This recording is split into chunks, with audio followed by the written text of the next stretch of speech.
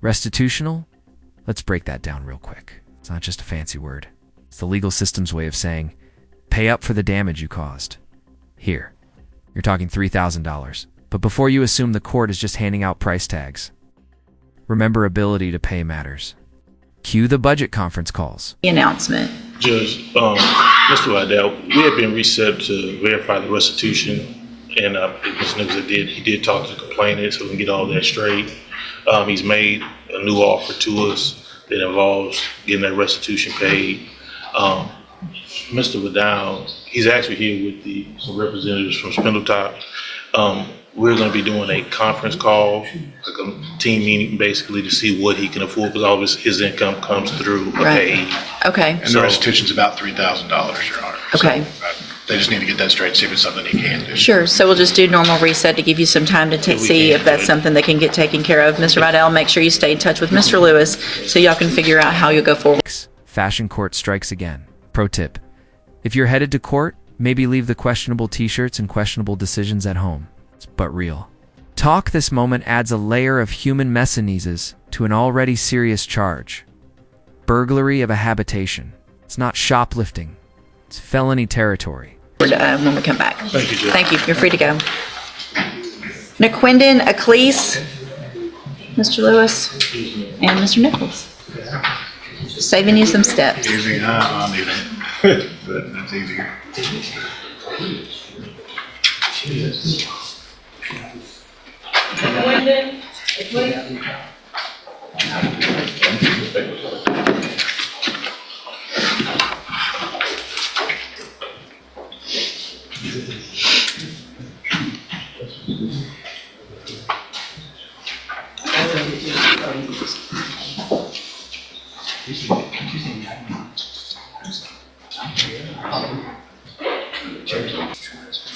Did you pick that shirt special for today? Do you even know what it says?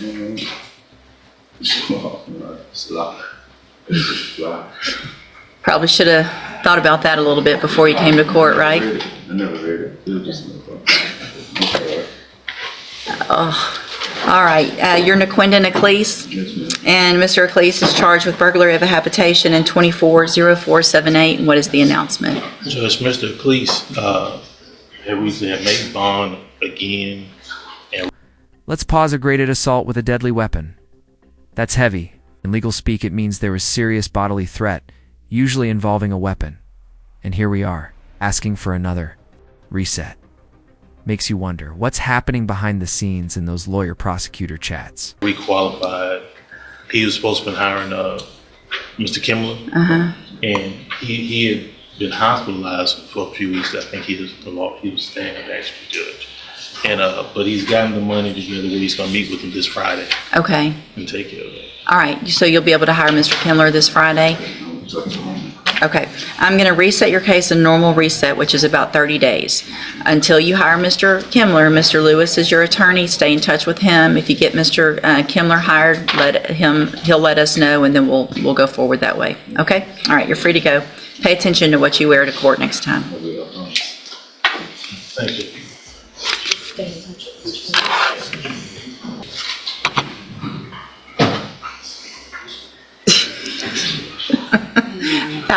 I mean, did you see it?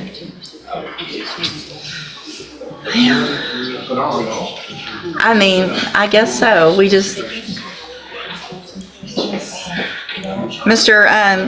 Kevin Lane, are you doing paperwork? I'll hold it until you're ready.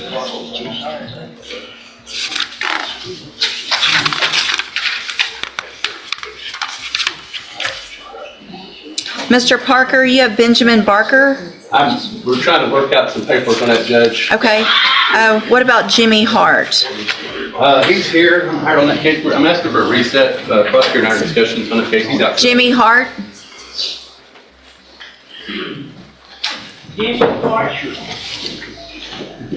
Look, I tried not to go too far in saying all the words so that I don't end up on the We have a gut feel show Benjamin again. Barker. He's charged with harassing a public servant. He agreed to give me a misdemeanor, but is terroristic threat a lesser included? I'd have to look it up. I don't know. I don't know, yeah. It is if it's I'll let y'all assault. figure that out. Good morning, sir. You're Jimmy Hart. Yes, ma'am. And Mr. Hart, in cause number 250186, is charged with aggravated assault with a deadly weapon. And what is the announcement? Now, we're asking for one more reset. I'm in discussion with the prosecutor about a couple things in the case that I need to make my client aware of some things that I've learned today. Any issues, Mr. Nichols? None that I'm aware of, Your Honor. All right, so I'm going to reset your case about 30 days or so. Make sure you stay in touch with Mr. Parker and your bondsman. They'll let you know when you need to be back. You're free to go, sir. Lamira Henry, Mr. Parker? Or Lamira Henry? Okay, let's talk about that drug patch. It's like a 24/7 narc monitor quartered adhesive. Accountability and the judge. She's not playing. This is one of those moments where the courtroom isn't just punitivites trying to be preventive. But will it work? That depends on whether Davis is ready to fight her habits instead of the system.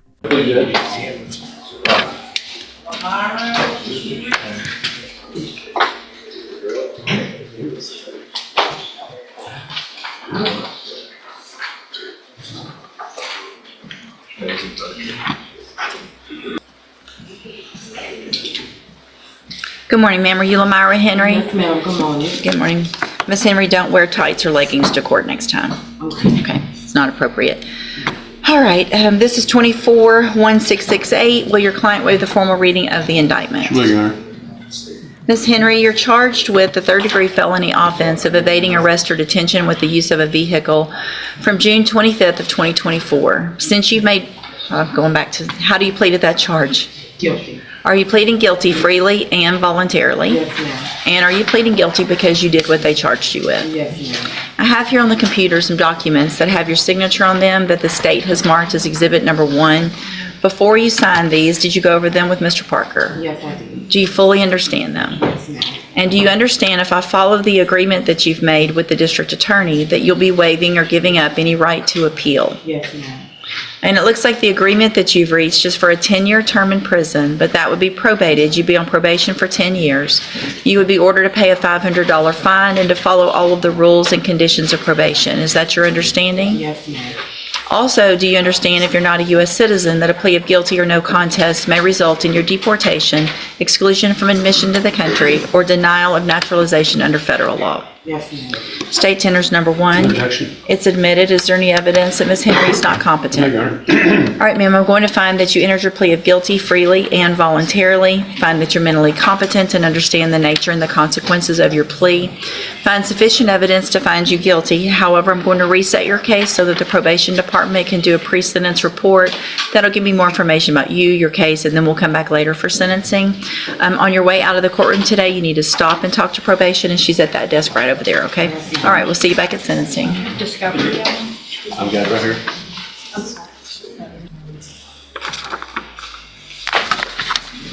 That's it. Mr. Rojas on Carly Davis.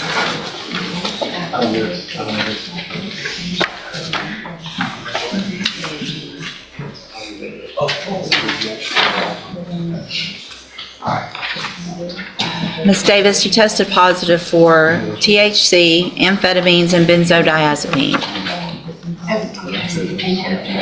Speak up, I can't hear you. Yes, ma'am. After you asked me if there was anything that I could be considered, I thought about, I take a combination of melatonin, ashwagandha, and CBD, and then my prescription medications, and donut as THC. But I buy it from Ollie's tobacco store. My prescriptions are legit. Well, I guess my concern, Ms. Davis, is that in the probable cause for your case, at least allegedly, there was actual marijuana that was found in your car. Not just CBD or gummies or anything like that, but actual marijuana. And so the fact that you're waiting on court on a DWI third and you're testing positive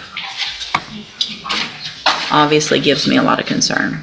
Yeah, I understand, and I am trying to find a job.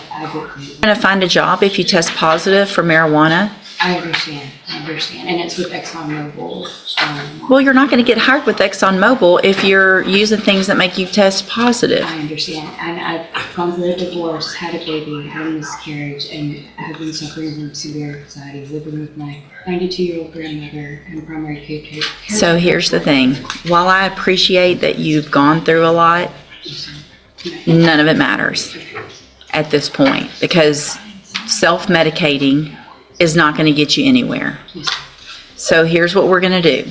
I'm going to order as a condition of your probation that you wear a drug patch. You have to pay for it. You have to get it. Hopefully you'll be able to get a job because you won't test positive. I assume it's going to test positive, so nothing over the counter, nothing from a tobacco shop, anything that will possibly test positive, you cannot take. If you have a prescription that's going to make you test positive for benzodiazepine or something like that, I want you to bring the prescription. I want you to bring the printout also from the pharmacy. Get that to Mr. Rojas, because that will show me that you're in fact taking things as prescribed and not any other way. Do you understand? Absolutely. You have 24 hours to get that drug patch put on. Your bondsman, Mr. Rojas, also could probably tell you where you can get that done. You need to get proof that you've gotten that to Mr. Rojas by tomorrow. Here's the legal curveball. Criminal mischief sounds minor, right? Think again. The DA's building a case on intent, rage, and potential escalation. This isn't about some keyed carrots, about whether past behavior predicts future danger.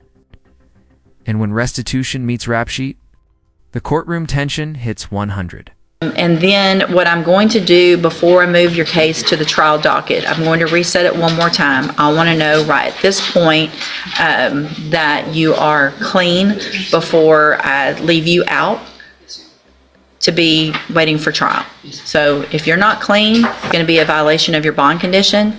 You'll go into custody and you can wait there for your trial. Do you understand? There's no excuses. Absolutely. All right, we'll see you at your next court day. And I did provide you with that printout that I will get it again from the pharmacy and get it. And if you'll make a note that there was a rejection, but that I just kind of put it on, maybe just a note that I didn't go through with the rejection yet because of the drug I want to test her or something like that.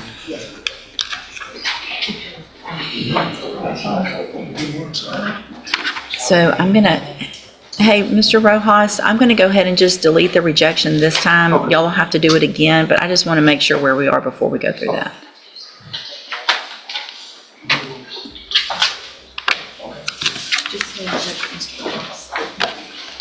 Let's see.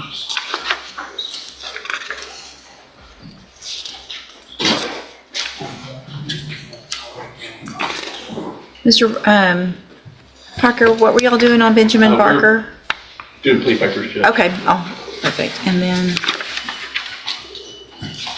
Charlie didn't have anything else. Mr. Lane's doing plea papers. You don't have any of those yet? So we're waiting on Mr. Burbank, Mr. Crenshaw. Mr. Jackson? Yes, Your Honor. Are you ready on your sentencing? We are. On Leroy Smith?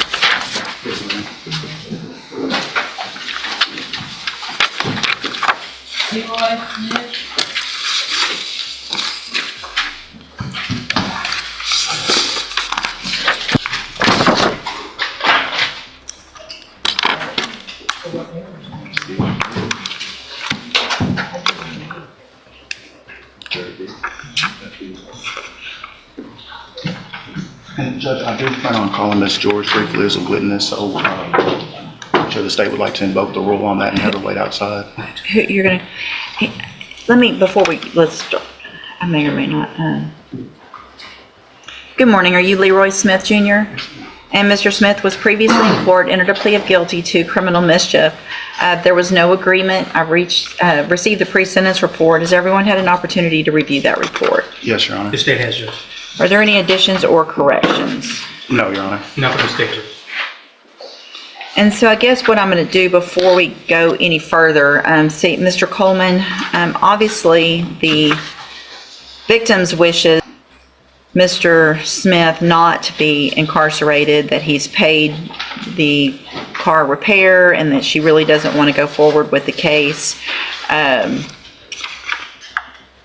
Based on that, I'm sorry? I'm sorry, Judge. I was just going to clarify that the state amended their indictment. Ms. George is no longer legally the complaining witness. It's Enterprise because it was a rental car. Okay. Thank you for that.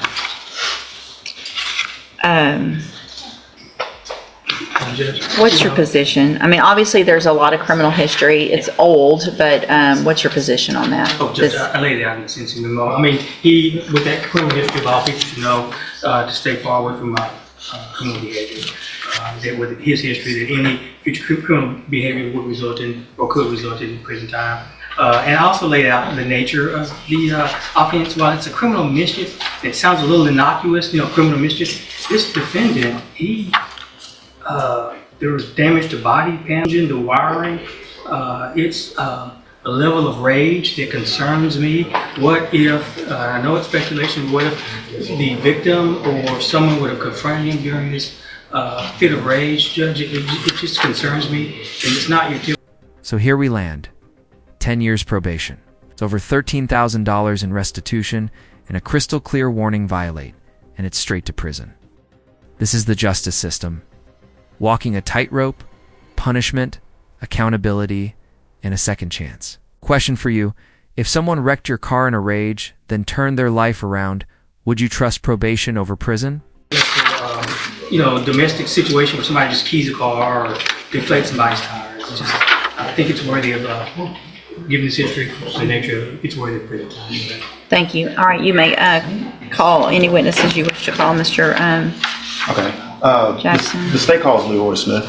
Mr. Smith, raise your right hand, please. Do you swear or affirm the testimony you're going to give in this hearing will be the truth, the whole truth, and nothing but the truth? Thank you. All right, go ahead. Okay, Mr. Smith, state your name for the record. Okay, obviously the elephant in the room here is your criminal history. You've got a significant amount of criminal history, right? I need you to speak up.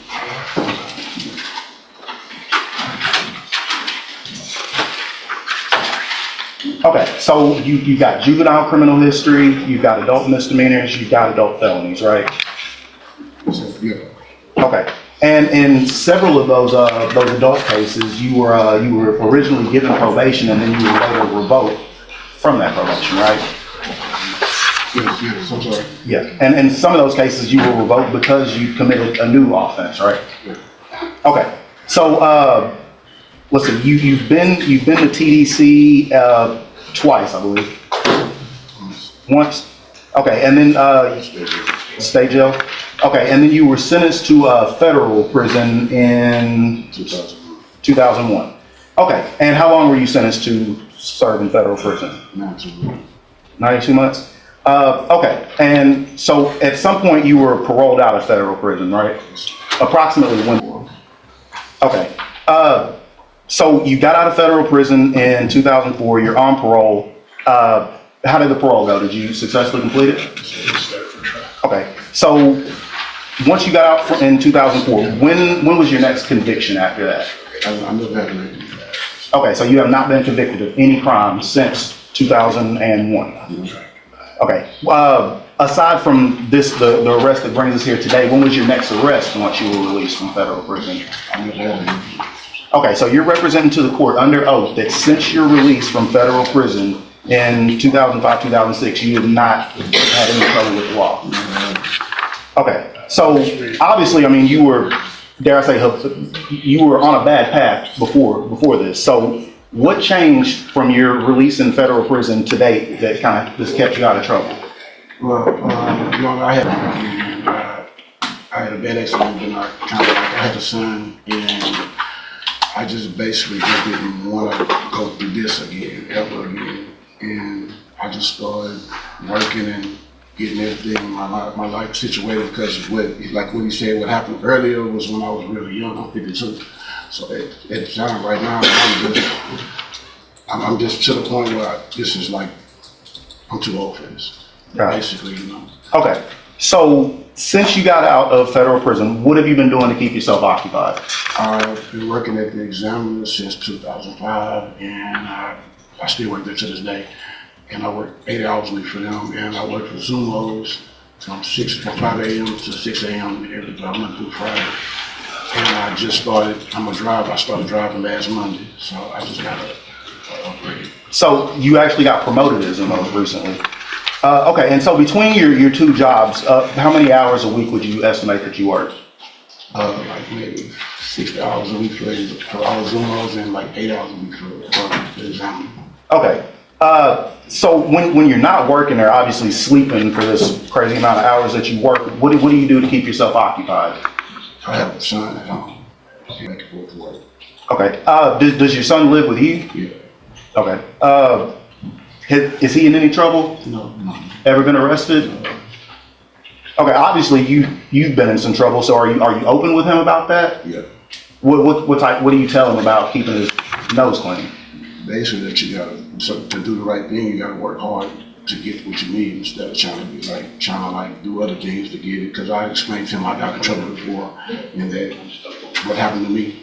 So he's aware of what happened to me, but he's like the man that's in front of him now. He's impressed. Okay.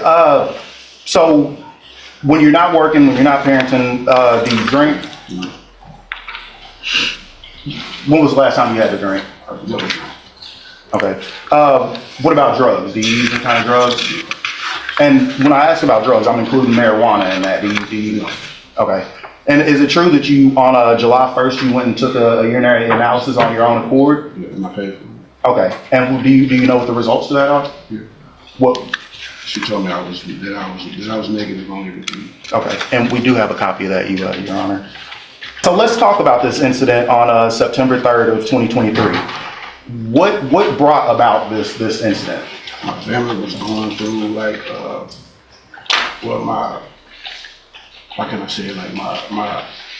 my son and his mom was going, his mom's brother was going through some things that they didn't really me, but we were all getting threatened.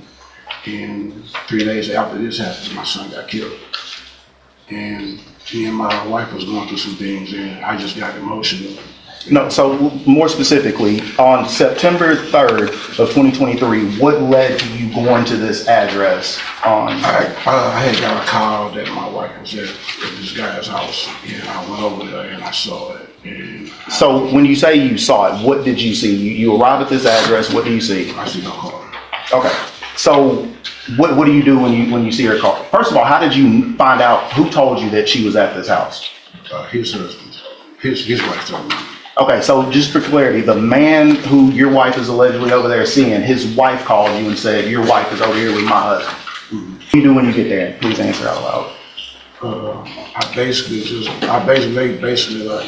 everybody outside, and me and the guy's sons, we started arguing outside, and I was trying to get him to get her to come outside, and the guy had her barricaded in the back room, she said, and she couldn't come outside.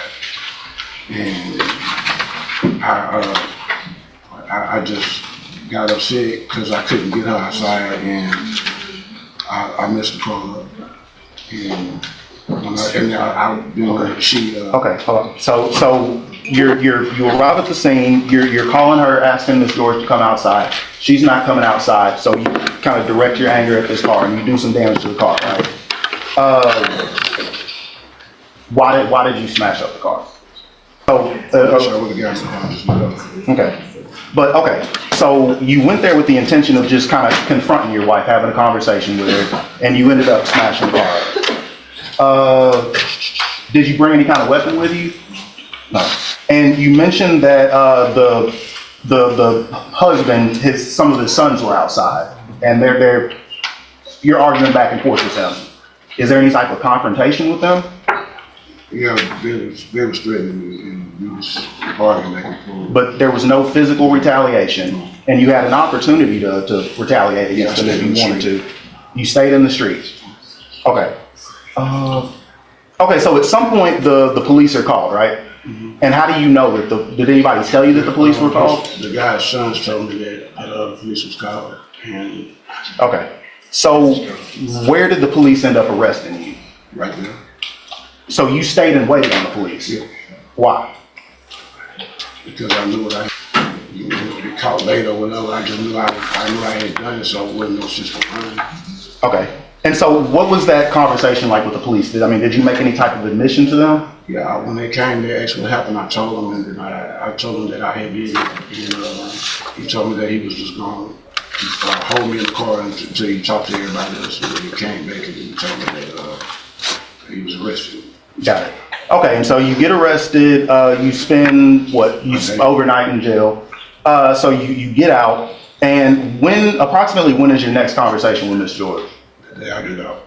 Okay, and I'm sure there were several topics in that conversation, but was there any conversation about the damage to the vehicle that had been done? Yeah, we talked about that, and I told her that I would help her pay for the car because I know I could do it.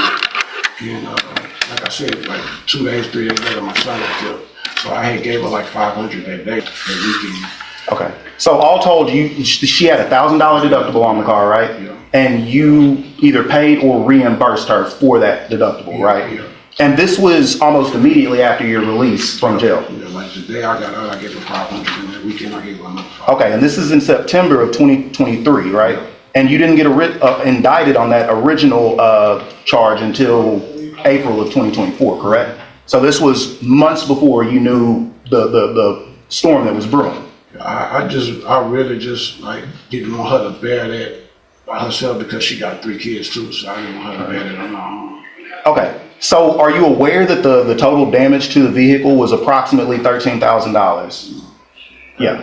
Well, according to the estimate, that is the total, between the physical damage, the loss of use, that is what Enterprise is estimating their damages at. So, because you are aware that this was a rental car, right?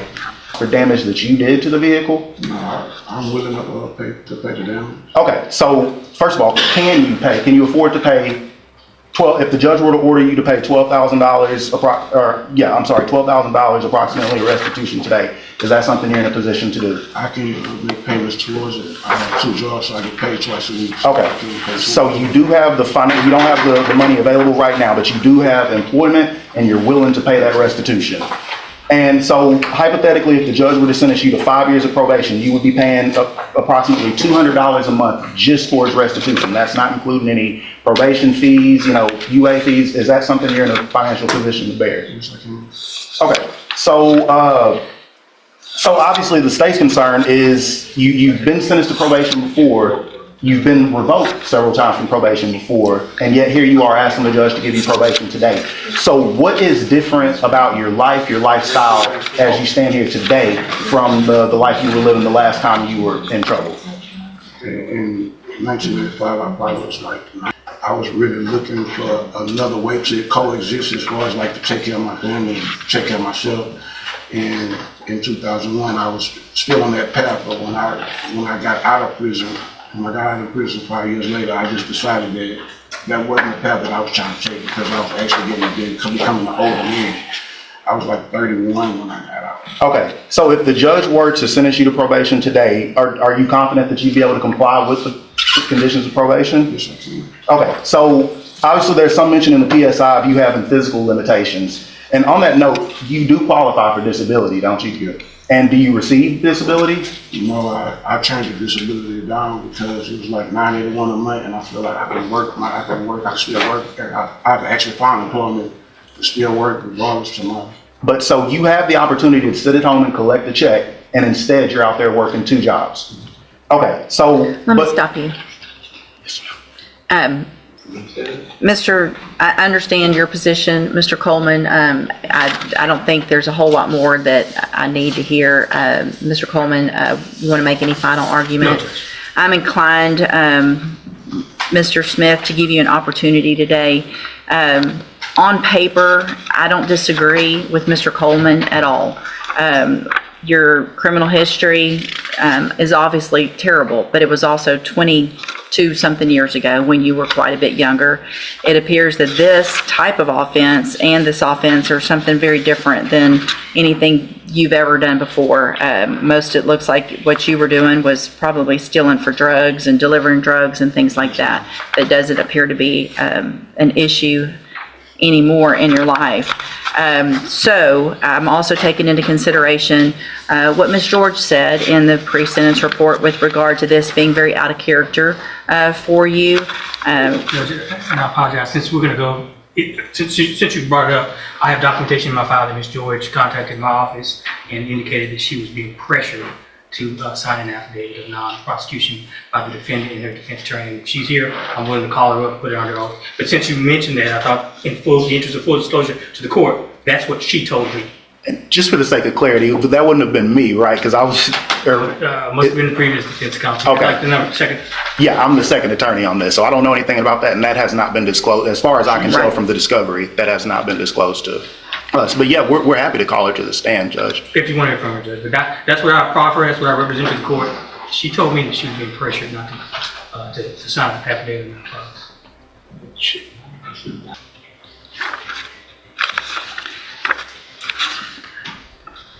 I think the issue is if we bring her up here, it's not gonna change anything. I can't imagine putting her in front if there's pressure that's something that she'd feel comfortable. All right, I'm still gonna do what I think is appropriate, and I appreciate Mr. Coleman you filling me in on that. The fact that Mr. Smith had the same job for almost 20 years since he got out.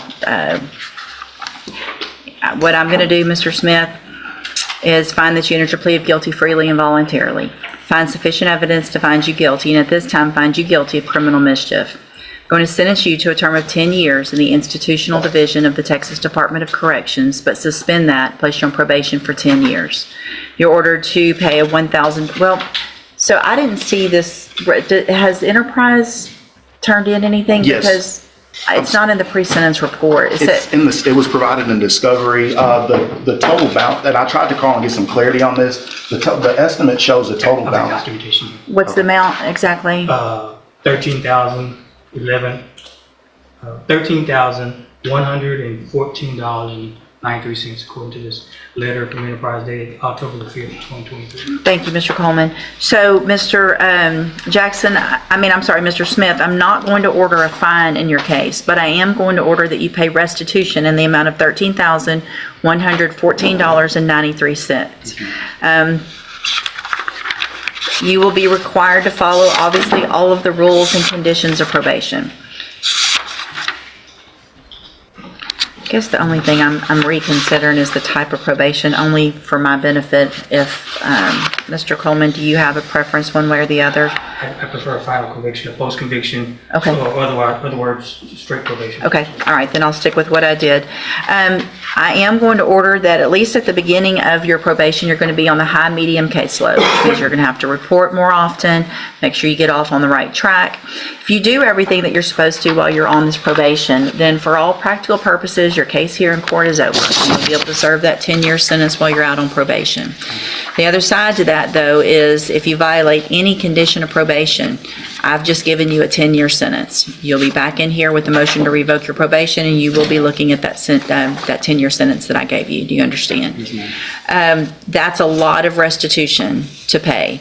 And understand you're working. I want at least half of what he pays every month to go towards restitution to get that paid. Work out a budget with probation. Don't think, a lot of people think, well, I'm going to wait. Next year when I get my tax refund, I'll put that towards it, but I'm not going to make regular payments. Do both. Make regular payments, and if you get a tax refund, it's going to go to that, so that gets paid in full. It's very important to me. One question on that, Judge, and I hate to quibble about that because we're through with this result, but my understanding is that Mr. Smith did pay $1,000 towards the balance, in the form of a deductible that's not reflected there. So if we are able accordingly, is that something that, the probation department will have discussion? Yeah, because that $1,000 was for the deductible to the insurance company. Correct. So and it sounds like. But I don't think that $13,000 figure incorporates. So it'll be, the restitution will be no more than, make it that, no more than 13,100, whatever the number was. And then if you get documentation to probation that has been paid, then it would obviously be $1,000 less. We'll talk about that. But the insurance company should be able to verify if that happened. So that'll get that information through the, if she should be able to get that as well, and get that to probation. So if you do everything again that you're supposed to on this probation, great opportunity. Obviously, if you don't, you know what you're looking at. I'm handing you the trial court certification. It shows that this was not an agreement, so you do have some limited rights to appeal. Also, I've handed you a written admonishment regarding your ineligibility to possess a firearm or ammunition. Because of the judgment entered against you, you're ineligible under Texas law to possess a firearm or ammunition. Possession of a firearm or ammunition could lead to charges against you. Firearm is a legal term, and you should read the written admonishment I provide you to see what devices qualify as a firearm. If you have questions about the laws that make you ineligible to possess a firearm or ammunition, or about how long that lasts, you can talk with your attorney. All right. If you need to, I need you to have a seat here in the courtroom. Probation is going to call you up when she's ready to go over all of your